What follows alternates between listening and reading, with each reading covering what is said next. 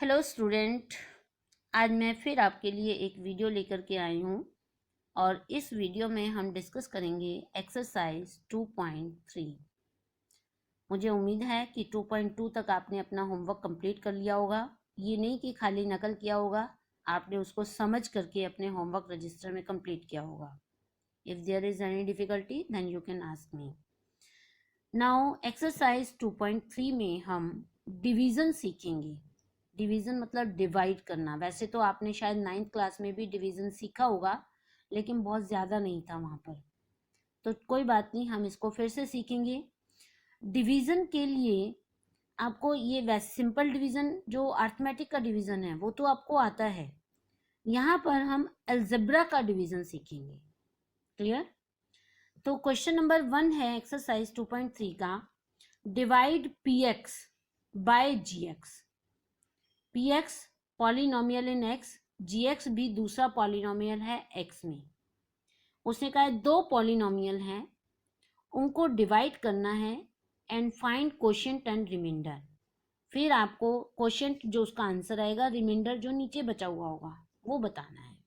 ठीक है, तो फर्स्ट पार्ट में पी एक्स गिवन है x cube minus 3x square plus 5x minus 3, और जी एक्स जो है वो आपका गिवन है एक्स स्क्वायर माइनस 2। ये आप बुक उठा करके देख सकते हैं, बुक साथ लेकर के बैठिए ताकि आपको कॉन्सेप्ट क्लियर हो जाए।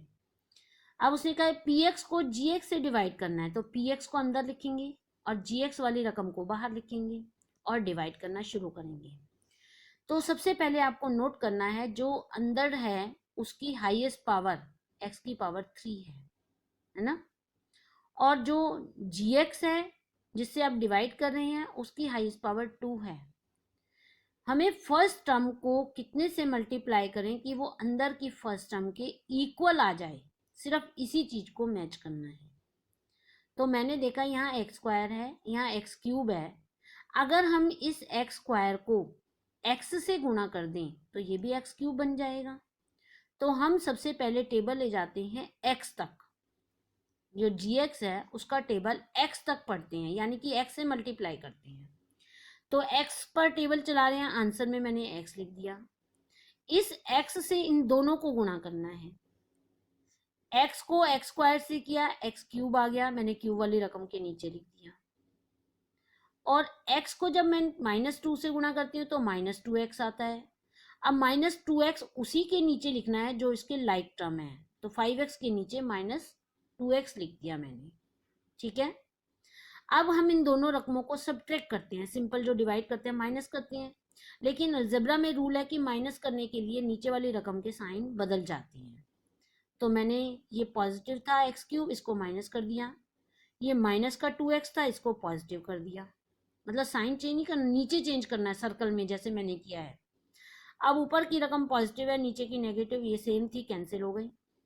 बचा आपके पास ये माइनस का 3x स्क्वायर उतार लिया ऊपर से हमने, और 5x प्लस के हैं, 2x भी प्लस के हैं, तो ये बन गए 7x और माइनस का 3।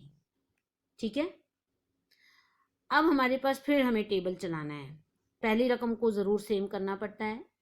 तो हमारी पहली रकम माइनस 3x स्क्वायर है और वहाँ पर x स्क्वायर है, तो x स्क्वायर को कितने से गुणा करें कि ये माइनस 3x स्क्वायर बन जाए। तो आपको अगर ध्यान हो तो x स्क्वायर को अगर हम माइनस 3 से गुणा करते हैं, x स्क्वायर को माइनस 3 से गुणा करेंगे तो माइनस 3x स्क्वायर बन जाएगा, और हमने माइनस 3 आंसर में ले लिया और इन दोनों को माइनस 3 से गुणा कर दिया।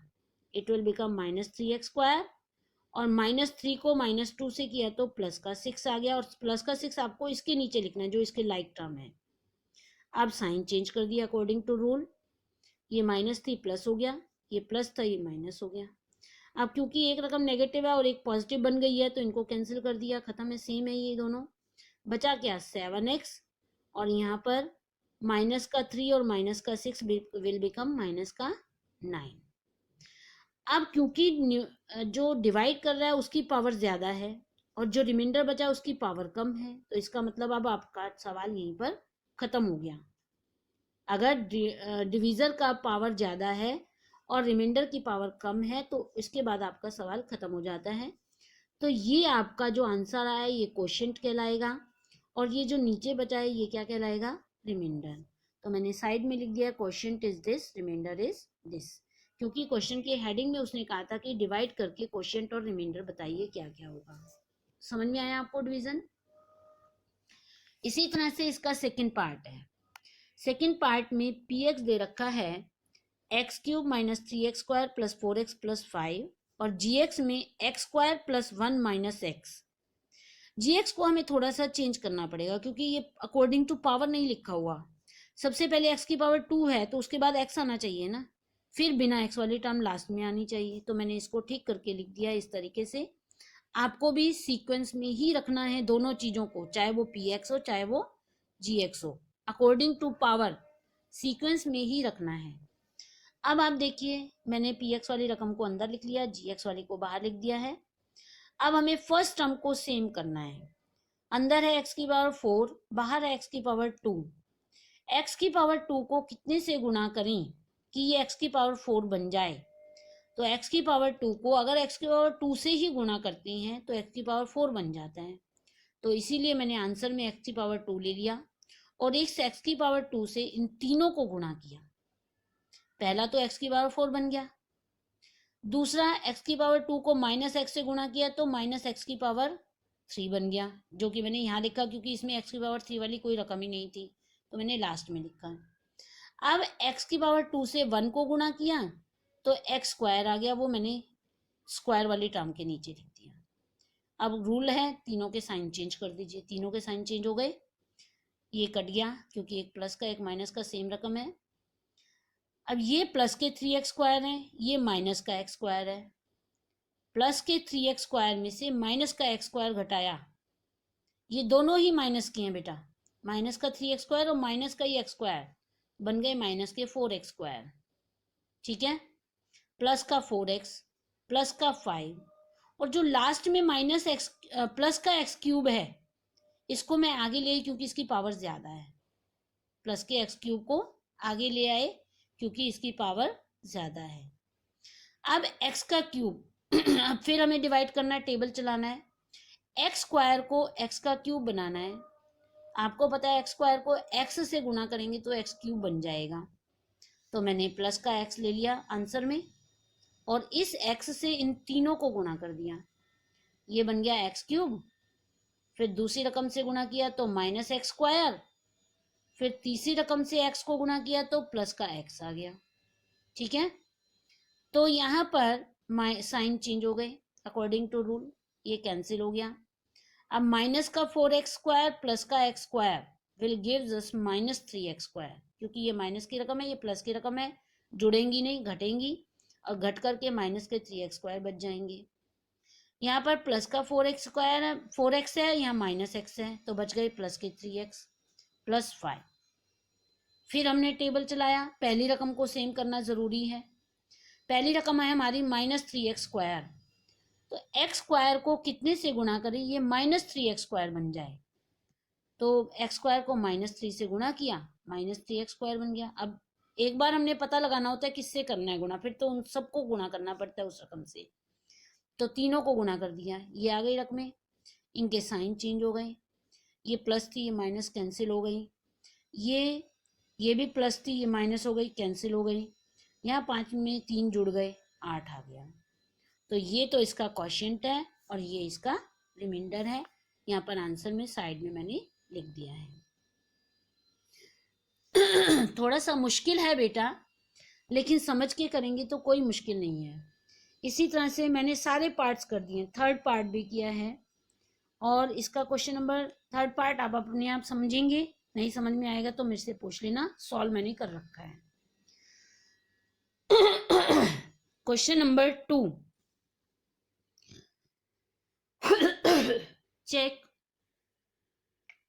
check whether px is a factor of gx। एक पॉलिनोमियल दूसरे पॉलिनोमियल का फैक्टर है या नहीं, इसको चेक करना है। अब कौन किसका फैक्टर है, इसने पूछा है कि px जो है वो gx का फैक्टर है या नहीं है। इसका मतलब px से हम gx को डिवाइड करेंगे। कौन बड़ा हुआ? उसने फैक्टर जो पूछा, फैक्टर तो हमेशा छोटा होता है। इसने कहा px जो है वो gx का फैक्टर है या नहीं, इसका मतलब px छोटा है, gx बड़ा है। तो gx को हम px से डिवाइड करेंगे। अगर रिमाइंडर 0 आ गया तो फैक्टर है, अगर रिमाइंडर 0 नहीं आया तो फैक्टर नहीं है, क्योंकि फैक्टर वही होता है जो अपने अपने बड़े नंबर को पूरा काट देता है, तभी तो उसका फैक्टर कहलाता है वो। तो हमें उसने दो रकमें दे रखे हैं। क्वेश्चन नंबर 2 बुक उठाइए और इसमें देखिए, उसने तो सिर्फ दो पॉलिनोमियल लिखे हैं, लेकिन मैंने उसको एक का नाम px दे दिया, दूसरे को gx नाम दे दिया, और जो gx बड़ा है उसको मैंने अंदर लिख दिया। फिर px से उसको डिवाइड करना शुरू किया, बिल्कुल सेम उसी तरीके से जैसे हमने क्वेश्चन नंबर 1 में किया था। ठीक है, तो इसको डिवाइड करने के student don't go anywhere. Video अचानक बीच में कट गया, आई डोंट नो कैसे, तो हम उसी को आगे कंटिन्यू करते हुए आगे बता रहे हैं। अब मैं आपको क्वेश्चन नंबर 2 बता रही थी, ये मैंने gx को अंदर लिख लिया है, मैं px से डिवाइड करने जा रही हूँ। फर्स्ट टर्म को हमें मैच करना ज़रूरी होता है। टी स्क्वायर को कितने से गुणा करें कि 2t4 बन जाए? तो टी स्क्वायर को 2t स्क्वायर से जब हम गुणा करते हैं तो ये 2t की पावर 4 बन जाता है। तो इस 2t स्क्वायर से हमने इन दोनों को मल्टीप्लाई किया। पहली रकम 2t4 आ गया, उसको हमने इसके नीचे लिख लिया, और दूसरी रकम 2t स्क्वायर को जब मैंने -3 से गुणा किया तो -6t स्क्वायर आया, इसको स्क्वायर वाली रकम के नीचे लिखना है। साइन चेंज कर दिए, this term will be cancelled, तभी तो हम सेम करते हैं पहली रकम को कि ये कैंसिल ही हो जाए। फिर रिमेनिंग टर्म्स को हमने नीचे उतार दिया, 3t3, और इसमें आपको सॉल्व करना है। प्लस का 60 है और माइनस का 2t स्क्वायर है, सॉल्व करके आ गया प्लस का 4t स्क्वायर, -90 -12, सारी रकमें नीचे उतर गई। अब फिर हम फर्स्ट टर्म को मैच करेंगे, टी स्क्वायर को 3t³ बनाना है, तो इसको +3t से गुणा किया, +3t से गुणा करने के बाद ये तो 3t³ बन गया, और जब हम इसको +3t से गुणा करेंगे तो माइनस का 90 आ जाएगा, इसको इसके सेम रकम के नीचे लिखा है। फिर हमने इसको सब्ट्रैक्ट किया, साइन चेंज हो गए, ये कैंसिल, और दोनों कैंसिल हो गए क्योंकि दोनों ही एक रकम पॉजिटिव और एक नेगेटिव में है। अब जो रिमेनिंग टर्म्स हैं वो हमने नीचे उतार लिए हैं, 4t स्क्वायर -12।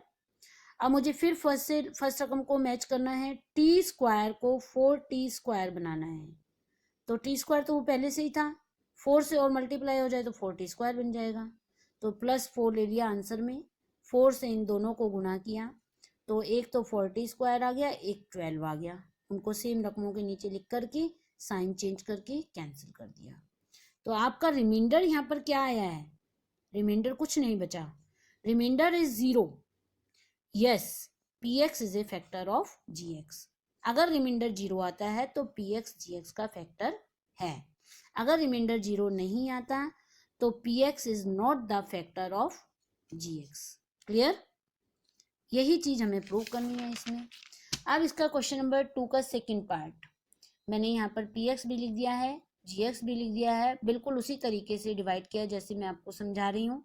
अब आपको खुद समझ करके करना है, जहाँ नहीं आएगा आप मुझे इंटरप्ट कर सकते हैं, मुझे बता सकते हैं।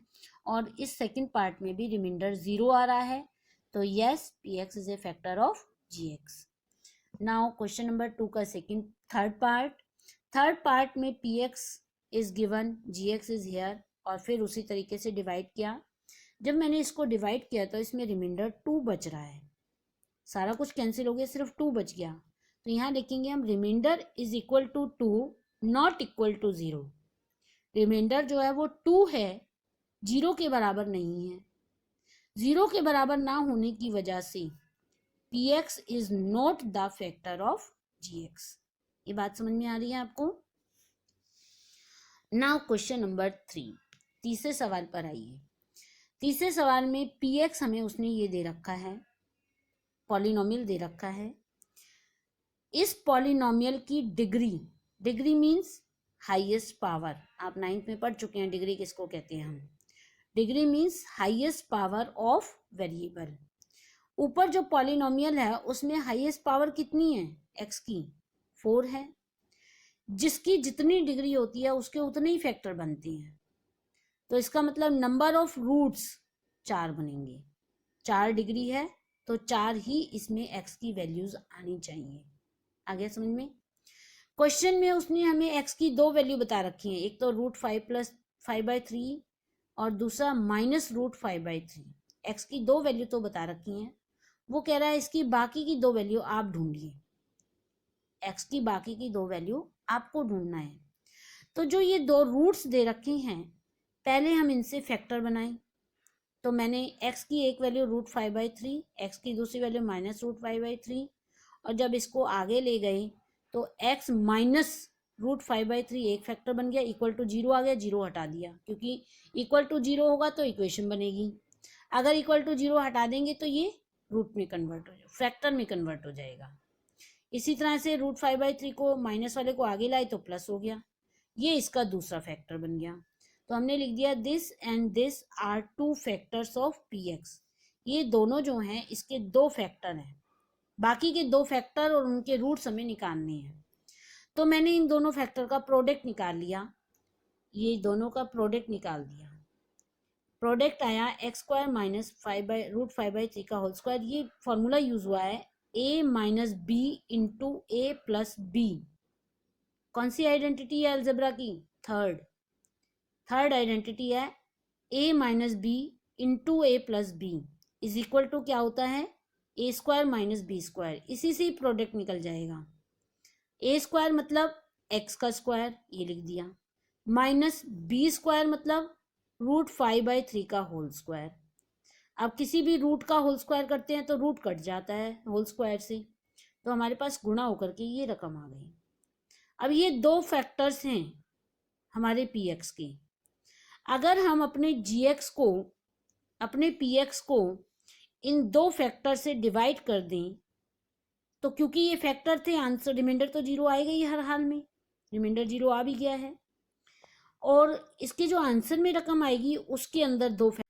तो ये जो क्वेश्चन आया है, ये क्वेश्चन में बाकी के दो फैक्टर्स हैं जो हमें निकालने हैं। तो हमने इन दो फैक्टर्स को ले लिया, remaining 2 factors is equal to quotient. जो बाकी के दो फैक्टर्स हैं वो इस क्वोशिएंट में हैं, और इस क्वोशिएंट को मैंने मिडिल टर्म फैक्टराइजेशन मेथड से फैक्टर बना दिया x+1 और 3x+3। बेटा मिडिल टर्म फैक्टराइजेशन मेथड आपने 8th क्लास से पढ़ते आ रहे हैं, मुझे उम्मीद है कि आपको ये आता होगा। अगर नहीं भी आता तो फिर भी मैं आपको इससे बता सकती हूँ कि मिडिल बाकी की दो फैक्टर्स हैं जिसको हमने मिडिल टर्म फैक्टराइजेशन मेथड से फैक्टराइज कर दिया, और दोनों बाकी की दो x वैल्यूज, x की दो वैल्यूज हमने निकाल ली। दोनों की value x is equal to -1, x is equal to -1, इस तरीके से हमने इसको कंप्लीट कर लिया। मिडिल टर्म फैक्टराइजेशन मेथड कैसे करते हैं ये आपने 8th क्लास में सीखा हुआ है, लेकिन मैं फिर से आपको बता दूं कि फर्स्ट और लास्ट टर्म का प्रोडक्ट आना चाहिए मिडिल टर्म के फैक्टर से।